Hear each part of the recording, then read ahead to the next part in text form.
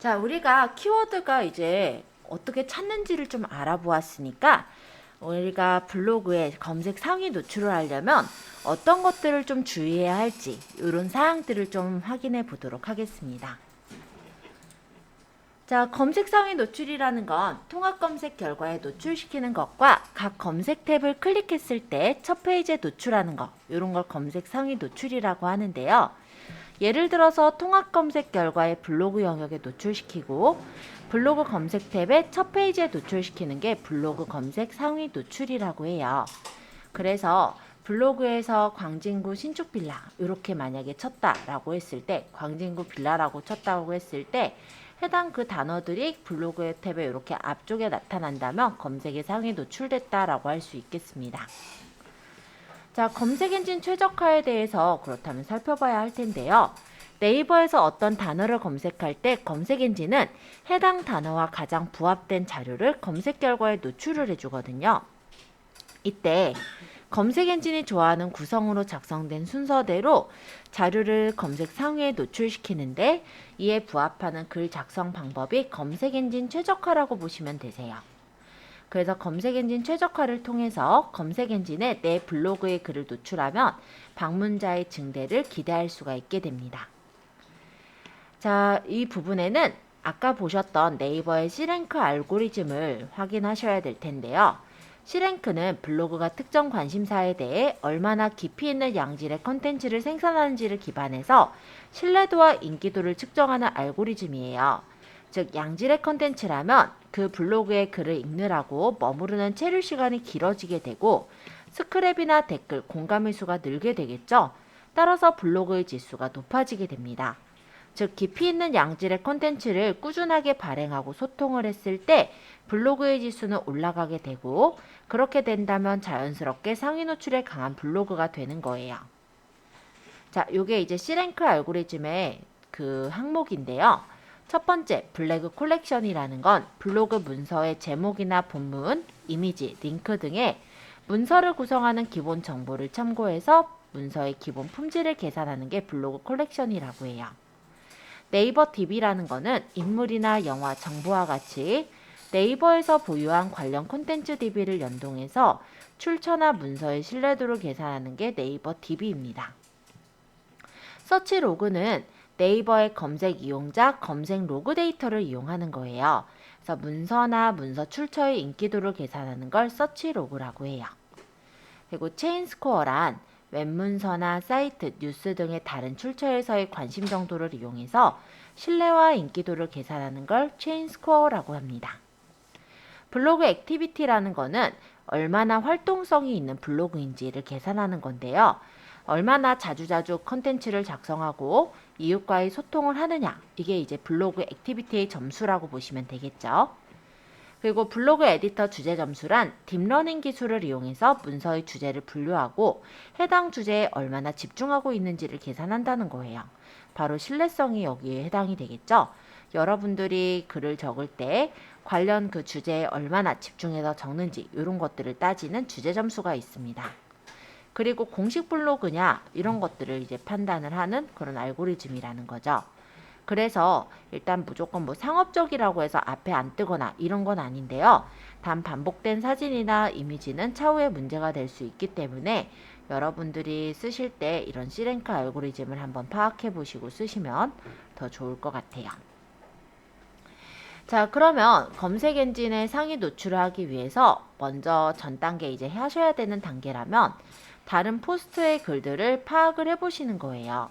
그래서 벤치마킹할 블로그 글을 클릭하고 포스트의 본문이 나오면 익스플로러나 아니면 뭐 엣지 브라우저나 인터넷에서 편집 이 페이지에서 찾기를 누르시거나 컨트롤 F를 눌러보시는 거죠. 예를 들어 이런 건데요. 인터넷에 가서 뭔가를 검색을 해요. 아까 예를 들어서 만약에 이렇게 검색을 했다라고 가정을 했을 때 뷰 탭에 가면은 검색되는 것들을 볼 수가 있죠. 그 중에 제가 첫 번째 글을 클릭해 볼게요. 여기서 컨트롤 F를 누르면 이렇게 찾기가 뜹니다. 그러면 여기다가 아까 키워드를 적어 보는 거죠. 자, 이런 식으로 적어봤을 때 이 포스팅에서 이 키워드가 어디 들어가 있는지를 이렇게 파악을 해볼 수가 있어요. 만약에 내일이라는 단어는 이 포스트 안에서는 30개 정도 들어가 있는 것 같네요.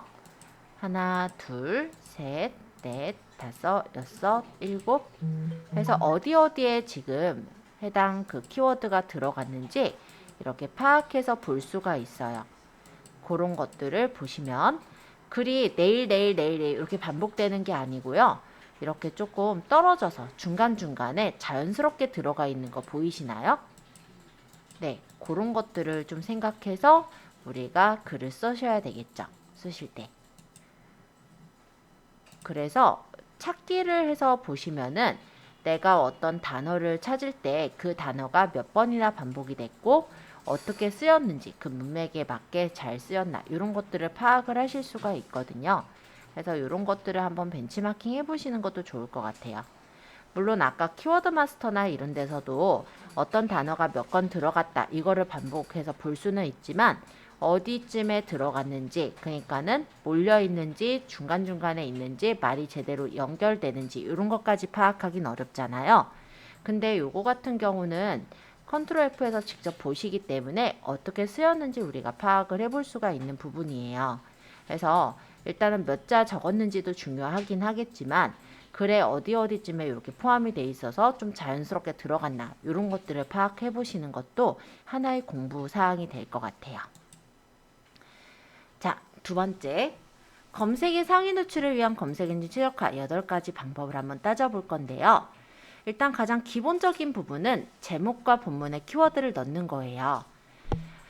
그렇지만 이 부분에서 일단 생각을 하실 건 글 제목 부분의 키워드는 반드시 들어가야 된다는 거. 아까 전에 제가 네일 아트 또는 2023 봄 네일 아트 이렇게 쳤었잖아요.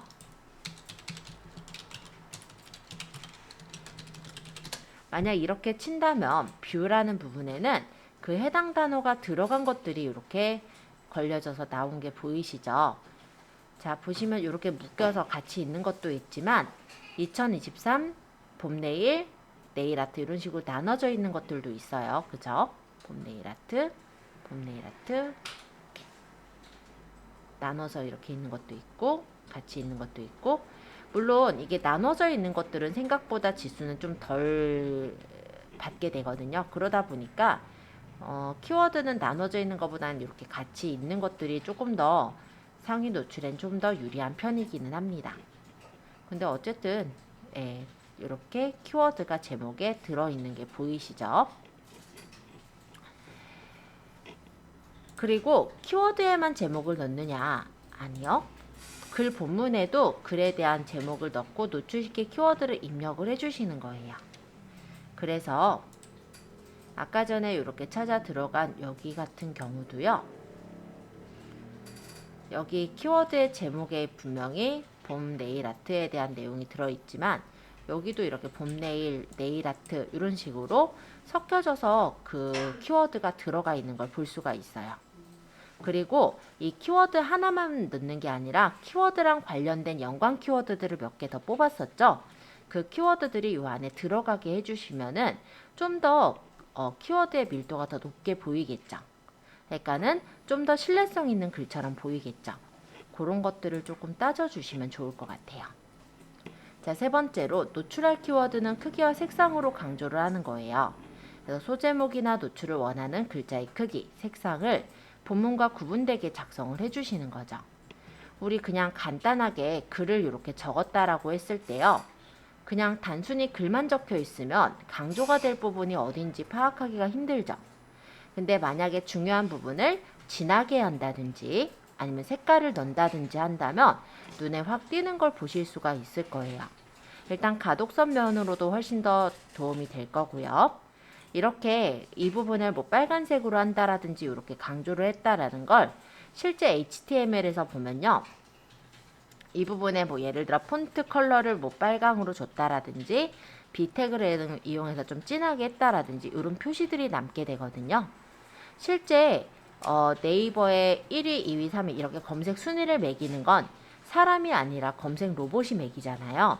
그 검색 로봇들은 HTML을 읽어서 판단을 하게 되는데 이런 부분을 강조를 했다라고 한다면 좀 더 정확도가 높다라고 파악을 할 수가 있겠죠. 그래서 어떤 강조해야 되는 노출할 키워드는 가급적이면 가독성을 위해서라도, 그리고 검색 엔진에서 검색 노출을 좀 더 높이기 위해서라도 이런 식으로 크기와 색상으로 강조하시는 걸 추천드립니다.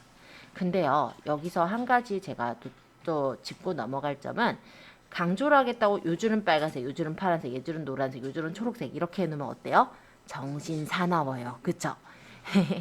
그래서 강조할 색깔은요, 기본적으로 한 색 또는 두 색 정도로 좀 제약을 두세요. 너무 다양해봤자 너무 정신사납기 때문에 가급적이면 빨간색, 아니면 뭐 까만색인데 진하게, 아니면 뭐 파란색, 요 중에서 그냥 고르시면 될 것 같아요. 자, 네 번째, 글 본문에 이미지와 동영상을 삽입을 하는 거예요. 그래서 포스트의 크기에 따른 검색 노출 순위는 일반적으로는 다음과 같은데요. 텍스트만 적는 것보단 텍스트랑 이미지를 같이 올리는 게 당연히 순위가 높고요. 텍스트랑 이미지, 동영상을 같이 올리는 게 더 순위가 높습니다. 그래서 제가 몇 개 보여드린 이런 지금 포스팅에도 보시면요, 동영상이 이렇게 들어가 있어요. 사진도 있고 글도 있고 동영상도 있는 거 보이시죠? 이게 더 점수를 높게 따기 때문에 기본적으로 상위 노출을 좀 더 원하는 글에는 이렇게 동영상까지 같이 넣어서 만들고 있어요. 자, 그 이유는 여기 있기도 한데요. 아무래도 텍스트는 용량이 그렇게 크지 않거든요. 우리 한글 문서 같은 거 작성해 보신 분 아실 거예요. 텍스트로만 글을 적은 건 용량이 그렇게 크지 않은데요. 이미지를 같이 넣은 거는 용량이 훨씬 커지죠. 동영상도 마찬가지로 동영상을 같이 넣은 건 훨씬 더 큰 용량을 갖겠죠. 그래서 용량이 이쪽이 더 크기 때문에도 그렇습니다. 또 한 가지 이유를 얘기할게요. 자, 일단은 블로그에 글을 쓴 글은요, 뷰 탭에서 노출이 돼요. 그죠? 근데 뷰 탭에서만 보이는 게 아니라 이미지 탭에 보이는 이 사진들도요, 결론적으로는 블로그에 띄운 사진들이 보이는 거거든요. 보시면 얘는 블로그에 뜬 거, 얘도 블로그, 얘도 블로그, 얘도 블로그. 가끔 이제 쇼핑에 뜬 애들이 보이긴 하는데요, 거의 블로그예요. 그쵸? 그래서 블로그에다가 포스팅을 할 때 사진을 넣은 것들이 여기서 이미지 탭에서 보이는 거예요. 그럼 이미지를 보다가 이거 괜찮네 라고 눌러서 들어간 사람도 있을 거잖아요. 이렇게 블로그로 유입이 되기도 하겠죠. 또 동영상 탭에는 동영상들이 떠요. 이렇게 유튜브 동영상도 많이 보이지만요, 블로그의 동영상도 여기 뜹니다. 그러면 블로그를 내가 동영상을 눌러서 이거 이제 만약 젤 네일아트 받는 어떤 부분이 이렇게 찍힌 것 같아서 궁금해서 눌러봤다라고 한다면 결론적으로 블로그가 열려서 보이는 거거든요. 그러니까 유입이 실제 블로그는 뷰 탭에서만 있는 게 아니라 이미지 탭, 동영상 탭, 그리고 뷰 탭. 또 하나 더 얘기하자면 여기 웹사이트라는 게 하나 더 있어요. 통합에서 보면은 이미지 다음에 뷰 다음에 뭐 요게 이제 뭐 티스토리 뭐 블로그 이렇게 펼쳐져 있죠. 얘가 웹사이트라고 하는데 여기에도 이렇게 블로그 글이 보이거든요. 그래서 우리가 노릴 수 있는, 블로그로만 노릴 수 있는 게 뷰 탭, 이미지 탭, 동영상 탭, 그리고 하나 더 얘기하면 웹사이트 탭까지 노릴 수가 있는 거예요. 그리고 제가 아까 2023 봄 네일 아트라고 쳤을 때 먼저 나온 게 이미지가 먼저 나왔죠. 이거는 무슨 얘기냐면 사람들이 봄 네일 아트를 찾는 사람들이 먼저 생각하는 건 사진을 먼저 중요시 본다라는 거죠. 그래서 이미지로 유입이 돼서 들어오는 게 여기선 아마 되게 많을 거라고 생각이 들어요. 그 다음에가 뷰 탭이거든요. 그러니까 이미지를 일단 제일 좀 중요시 보고요. 그 다음 뷰 탭에서 후기를 되게 많이 보고 있구나, 이런 걸 파악할 수가 있어요. 그 다음에 사람들이 이 봄 네일 아트를 어디서 하면 좀 잘할까, 이런 게 또 궁금한 것 같아요. 그러다 보니까 일단 쇼핑 다음에가 동영상, 그죠? 그 다음 뉴스, 이런 것들이 이렇게 앞쪽으로 떠 있죠. 그러면은 우리가 만약에 이걸로 상위 노출을 노린다 라고 했을 때 일단은 블로그는 필수적으로 하셔야 될 것 같고요. 그 다음에 상품을 올린다 라고 한다면 네이버 쇼핑도 잘 들어가게 될 것 같아요. 그리고 기왕 하는 김에 유튜브를 하거나 아니면 우리가 블로그에다가 동영상을 넣는 형식으로 동영상도 노려볼 수가 있을 것 같습니다. 이렇게 같이 또 파악해서 보기도 하겠죠. 자, 조금 딴 길로 샜는데 다시 갈게요. 자, 어찌됐건 간에 그래서 우리가 글을 적을 때 텍스트만 적는 것보단 이미지랑 동영상을 같이 넣는 게 당연히 더 순위 높이는 거, 그리고 우리가 검색에 노출이 되게 하는데 더 많이 도움이 되세요. 검색 엔진은 일반적으로 포스트의 크기가 큰 글이 정확도가 높다라고 판단하기 때문에 텍스트로만 작성한 포스트보다는 이미지와 동영상이 포함된 포스트의 정확도가 높다라고 판단을 해요. 그래서 검색 결과 상위에 노출이 된다라는 점 참고로 봐주시면 되겠습니다. 그리고 포스트에 넣을 이미지는요, 가급적이면은 용량이 큰 게 좋아요. 그러니까는 이미지 자체가 큰 게 좋아요. 큰 사이즈를 넣었을 때 상위 노출에 좀 더 유리하다라는 거 참고해 주시고, 물론 이것도 용량 때문에도 있어요. 그리고 이미지의 개수는 사실 상관은 없어요. 적어도 2개 이상 올리시면은 상위 노출에 되기는 합니다. 그렇지만 일단 왜 우리가 여러 개의 이미지를 넣게 되는지 말씀을 드리자면, 글은요 보통 마케팅을 위해서 쓰실 때 한 포스팅당 한 1500자 정도를 적거든요. 근데 그렇게 적는다라고 가정했을 때요, 이미지가 너무 없이 그냥 글만 적혀 있으면 사람들이 잘 읽게 되지를 않아요. 그러니까 주목이 안 되다 보니까 휠을 그냥 막 굴려버린다는 거죠. 아니면 그냥 나가버린다든지. 그래서 그 블로그의 글을 읽을 때 시간이 굉장히 짧게 걸리게 되겠죠. 그거는 블로그 지수에 그렇게 좋은 영향을 끼치진 않거든요. 그러니까 내 이 블로그에서 어떤 포스트를 읽을 때 글을 많이 볼 수 있게, 글을 그래도 오랫동안 볼 수 있게 하기 위해서 글과 글 사이에 한 대여섯 줄 정도 사이에 이미지를 이렇게 넣는 형식으로 해서 이미지를 좀 많이 넣어주시는 게 아무래도 글을 읽는 데는 더 수월할 거다라는 거죠. 우리 책을 보더라도 글만 쭉 있는 것보다 중간중간 그림 사파가 있는 게 더 읽혀지기가 쉬운 거 아시죠? 그거를 생각했을 때 일단 뭐 최소한으로는 2개여도 상관은 없지만 사진을 좀 많이 넣으실 수 있다면 더 좋을 거다 정도로 얘기를 하겠습니다. 그리고 원래는 제가 이 부분도 얘기를 했었는데요. 이렇게 하게 되면은 또 어떤 문제가 생기냐면 너무 반복을 하는 경우는 또 어뷰징이 걸려요. 예를 들어서 어떤 키워드를 넣어야 된다는 거는 알고 있는데 네일아트, 네일아트, 네일아트, 네일아트, 네일아트 이렇게 네일아트를 반복해서 넣게 된다면 어떤 문제가 생기느냐? 그거는 어뷰징이거든요. 그러니까 이거는 오히려 지수를 떨어뜨리는 그런 부분이 돼요. 근데 사진을 많이 넣다 보면은 이름을 바꿔놓으면 그 단어가 굉장히 많이 반복이 되게 되겠죠. 그거는 좀 좋지는 않다라고 보여져요. 그래서 제가 처음에는 이렇게 설명은 하긴 했었는데요. 일일이 글자 바꾸는 것도 힘들고 그렇게 생각했을 땐 굳이 파일명까지 바꿀 필요는 없을 거다라고 제가 다시 이거는 정정해서 얘기할게요. 그러니까 약간 이거는 맞는 내용도 있고 틀린 내용도 있는 거예요. 약간 자주자주 사진을 넣는다라고 했을 땐 틀린 내용이 되기 때문에 요거는 좀 정정해서 얘기를 하되 제가 PPT에서는 고치지 않고 그냥 두는 걸로 하겠습니다. 원칙적으로 요게 체크가 되는 거는 맞는데 너무 자주 넣으면 또 곤란해지니까 아예 그냥 이름을 바꾸지 않는 걸로 하는 게 이름 부분에서는 이미지 이름에서는 괜찮을 것 같아요. 아니면 이름을 너무 스테이크 마치 이렇게 똑같이 적지 말고 조금 다르게 키워드들을 만들어서 넣는 거는 괜찮긴 하겠죠. 근데 그렇게까지 하려면 진짜 복잡해요. 그래서 그냥 이름 부분은 크게 신경은 안 쓰셔도 되지 않을까 저는 그렇게 생각을 합니다. 자, 6째, 키워드의 밀도를 높이는 거예요. 그럼 검색 엔진은 블로그의 키워드 밀도가 높은 블로그의 글이 정확하다라고 판단을 하거든요. 그래서 블로그의 키워드 밀도를 높여주시는 게 필요한데요. 그러려면은 블로그 안의 내용이 카테고리가 가급적이면 비슷한 카테고리들이 들어가도록 해주시는 거예요.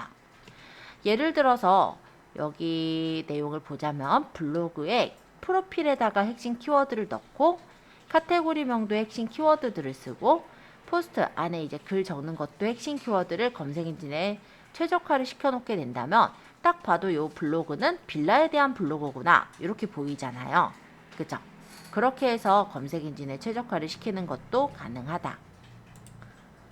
자, 그리고 7번째, 글 작성하실 때는 태그에 노출시킬 키워드를 넣는데요. 스마트 에디터 글쓰기 부분에 보시면 태그 달기라는 게 있어요. 요즘은 글쓰기 영역 하단에 있진 않고요. 올릴 때 이제 태그를 다는 부분이 있는데요. 글의 주제와 연관된 태그들을 입력해서 등록을 하면 그림과 같이 포스트 하단에 태그가 표시가 됩니다. 태그라는 거는 검색 엔진이 포스트의 정확도를 판단하는 요인 중에 하나이기 때문에 포스트와 관련된 태그들을 적어주시는 게 중요하겠고요. 태그는 최대 30개까지 달 수는 있지만 보통 달다 보면 한 15개, 한 9개 요 정도 달게 되는 것 같아요. 참고로 그렇게 보시면 될 것 같아요. 자, 8번째, 키워드를 연관시켜라 라는 부분이죠. 검색 엔진은 프로필과 카테고리명 그리고 포스트에 사용된 핵심 키워드가 상호 간의 연관성이 높다면 포스트의 품질 지수가 높게 평가를 하고 있어요. 그래서 가급적이면은 연관되게 해주시는 걸 추천을 드린다라는 건데요. 한마디로 말한 카테고리가 같은 내용들을 블로그에 적어라 이런 내용으로 보시면 돼요. 자, 기본적으로 블로그 글을 작성하고 나서 블로그 영역에 즉 통합 검색에서 노출이 되려면 30분은 걸려요. 근데 어떤 분들은 본인이 블로그 글을 적고 나서 그게 벌써 노출이 됐는지 궁금해서 검색을 하시는 경우가 있거든요. 그래서 말씀을 드리지만 일단은 검색 엔진이 얘가 몇 등인지 점수를 매겨서 산출해서 순위를 매겨서 띄워주는 데까지 걸리는 시간이 있겠죠. 그게 대략 한 30분에서 1시간 정도가 됩니다. 그래서 내가 만약에 적은 글이 잘 노출이 됐는지를 파악하시려면 한 1시간 정도 있다가 넉넉잡아 1시간 정도 있다가 보시면 어느 정도 이제 검색이 됐나 어느 정도 위치에 나오나 이런 것들을 파악하실 수가 있으실 거니까 참고해 주세요. 자, 그럼 검색 엔진이 좋아하는 글은 어떤 글을 좋아하느냐? 아무래도 새 글을 좋아해요. 그래서 우리가 적을 때는 꾸준하게 계속 적어주신다면 우리가 아직은 블로그 자체가 최적화된 블로그가 아니지만 그래도 상위 노출을 시키는 데 도움을 받을 수 있을 거예요. 예를 들어 강남역 맛집을 검색했는데 최근에 작성된 글보다 10년 전 작성된 글이 상위에 노출이 된다라고 한다면 검색자의 만족도는 훨씬 떨어지겠죠. 뭐 그 사이 망했을 수도 있고요. 그죠? 그러다 보니 검색 엔진 본연의 의무가 정확도가 높은 검색 결과를 보여주는 거거든요. 근데 당연히 과거 글보단 최근 글이 정확도가 높잖아요. 그래서 새 글을 우선적으로 검색 상위에 노출시켜주는 그런 로직이 들어가는 거죠. 즉 우리가 검색 상위에 노출을 시키기 위해서는 꾸준하게 포스팅을 해주신다면 그래도 상위에 노출이 훨씬 쉬워질 거다 정도로 얘기해 드릴게요. 자, 그럼 검색 노출을 상위에 시켰다라고 했을 때 그게 계속해서 상위에 계속 남아있을까요? 우리가 요거는 이렇게 생각해 보면 될 것 같아요. 턱걸이를 해보신 적 있으시죠? 그럼 우리가 철봉에 매달려 있다라고 가정을 하겠습니다. 그럼 턱걸이를 내가 근력이 원래부터 좀 있는 학생의 경우는 오랫동안 버틸 수가 있겠지만 근력이 없는 예를 들어서 운동이라고는 해본 적 없는 학생의 경우는 아마 매달리자마자 내려가지 않을까요? 그쵸? 바로 블로그 지수라는 건 그런 의미로 생각하시면 될 것 같아요. 그래서 블로그 지수를 점점 키워나가시는 게 우리 블로그가 계속해서 상위 노출을 할 수 있게 해주는 그런 하나의 뭐 튼튼한 어떤 근력을 만드는 그런 부분이다. 이렇게 생각하시면 될 것 같습니다. 블로그 지수는요. 활동지수와 인기지수, 신뢰지수를 섞어서 평가 산출을 하는데요. 활동지수는 얼마나 블로그를 운영했는가. 네, 이 부분에서 블로그를 오랫동안 운영하는 경우가 조금 유리하기는 해요. 하지만 다른 부분도 체크를 한다라고 했을 때 이 부분만 따질 거는 아니기 때문에 우리도 승산은 있어요. 포스트를 얼마나 썼나? 포스트를 얼마나 자주 썼나? 최근에 포스트 잘 쓰고 있나? 이런 것들이 활동지수로 매겨지는 점수라는 거죠. 그리고 인기지수는 포스트를 얼마나 주목을 하고 인기가 있는지, 그러니까 뭐 좋아요를 누르거나 공감을 누르거나 사람들이 뭔가 그런 뭐 스크랩을 해가거나 이렇다면 되게 인기가 있는 거죠. 그리고 신뢰지수는 내용이 충실한지, 아까 보면 형태소 분석을 하잖아요. 그런 단어들이 막 쭉 나오는 단어들이 서로 관련이 돼 있으면 어때요? 굉장히 내용이 정확하다라고 생각을 할 수가 있겠죠. 그리고 서로 이제 소통을 하려고 노력을 했는지, 그러니까 좋아요도 달고 뭐 댓글도 달았으면은 댓글에 대한 답글도 달아주거나 이랬는지, 활동의 신뢰성 이런 것들을 따져서 블로그의 지수가 매겨진다라는 거죠. 즉 댓글이나 공감, 스크랩이 잘 일어나는지 이런 것들을 파악해서 블로그의 지수가 올라가게 되는 요소가 됩니다. 즉 우리가 하셔야 되는 거는 꾸준하게, 언제나 그래요. 네, 꾸준하게 포스팅을 하는 거예요. 그래서 한 달에 한 번 한꺼번에 30개 글을 작성하는 것보다는 하루에 한 개씩 30일 동안 꾸준히 작성을 하는 게 블로그 지수를 높이는 데 훨씬 유리해요. 한 달에 한 번 한꺼번에 30개의 글을 작성하면 오히려 어뷰징이죠. 어뷰징이 뭐냐면 우리가 광고를 너무 하는 거, 그러니까 마케팅을 너무 해가지고 똑같은 글을 적거나 기사를 한꺼번에 올리거나 이런 것들이 이제 어뷰징이거든요. 오히려 더 안 좋게 보는 사항이 돼요. 근데 하루에 한 개씩 30일 동안 썼다면 되게 꾸준하게 적은 그런 글이 되잖아요. 그러다 보니까 블로그 지수를 높이는데 유리하다라고 보시면 돼요. 그럼 이런 경우가 있잖아요. 내가 어느 날은 좀 한가하겠지만 어느 날은 엄청 바쁠 거예요. 근데 내가 그날마다 하루에 한 개씩 꾸준하게 이걸 적으려면 그것도 엄청 스트레스지 않을까요? 근데 그런 것도 다 방법은 있어요. 블로그에는 예약글이라는 게 있습니다. 그래서 내가 한가할 때 예약글을 걸어 놓는 거예요. 몇 월 며칠 몇 시에 올라가게 예약글을 걸어 놓는다면 그게 하루에 한 개씩 꾸준하게 적은 것과 같은 효과를 내겠죠?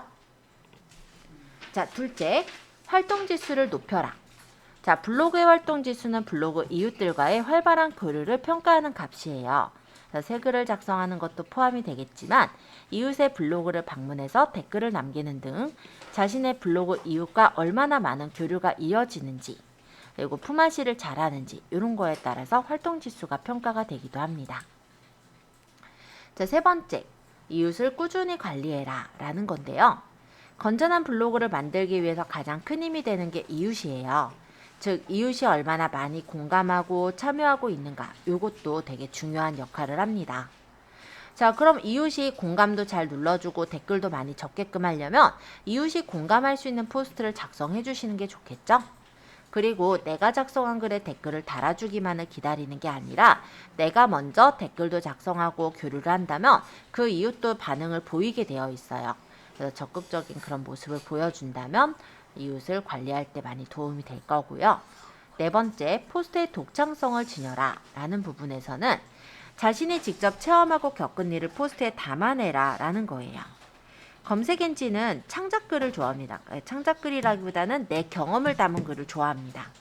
그렇기 때문에 일단은 그냥 복사글보다는 나의 어떤 경험을 담은 글 이런 것들을 더욱더 좋아한다라는 거예요. 그래서 포스트의 독창성을 지녀라는 그런 의미로 보시면 되겠어요.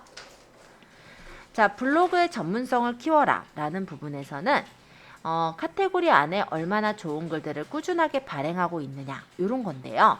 블로그의 전문성은 하루아침에 만들어지는 게 아니거든요. 그래서 우리가 관련 포스트를 최소 3개월 이상 꾸준하게 등록하다 보면은 그에 대해 전문성이 자연스럽게 만들어지는 거지, 이 부분에 대해 내가 굉장히 박식하게 알아야 되고 이런 거는 아니에요. 그래서 그 블로그라고 한다면 그 블로그의 내용 안에 가급적이면 그에 관련된 카테고리 내용들을 꾸준하게 발행을 해주시면은 그 분야에 대한 영향력이 커지게 될 거다라는 거 말씀드리고요. 여섯 번째, 페이지 뷰를 늘려라. 요거는 블로그 안에 좋은 글이 많으면 블로그에 체류하는 시간이 늘어나는 건 당연하겠죠.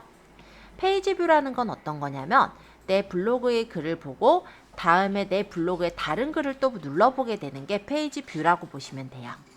그렇다면 약간 시리즈 문서 같은 건 좀 좋을 것 같아요. 예를 들어서 내가 일본에 여행을 간다라고 한다면 일본 여행을 준비하는 그 기간에 포스팅을 적고 그 다음 일본 여행 갔을 때 1일차, 2일차, 3일차 이런 걸 적어 놓게 되면 일본 여행 준비하는 포스트를 읽다가 1일차 내용이 궁금할 테니까 1일차를 눌러서 볼 테고 보다 보면 또 2일차가 궁금할 테니까 2일차를 눌러서 보게 되잖아요. 그러면서 페이지 뷰가 늘어나게 되는 거예요. 그래서 그런 부분들을 생각했을 때 페이지 뷰를 늘릴 수가 있을 거다라고 말씀드릴게요. 이런 건 하지 말라고 적어 놓은 거예요. 저품질 블로그가 되면은 실제 블로그가 검색에서 나오질 않습니다. 그렇게 되면은 진짜 블로그 탭에서 뭐 이웃끼리 들어온 글 이런 것들만 거의 보이는 상황이 돼요. 이 저품질 블로그가 돼버리면은 그래서 실제 키우는데 굉장히 오랜 시간이 걸리게 돼요. 그런 이유가 이런 것들 때문에 일어나는 거기 때문에 이런 스팸 필터가 걸리지 않도록 좀 고민하시고 조심해 주셨으면 합니다. 자, 이렇게 해서 상위 노출에 대해서 간단하게 제가 좀 소개를 드렸고요.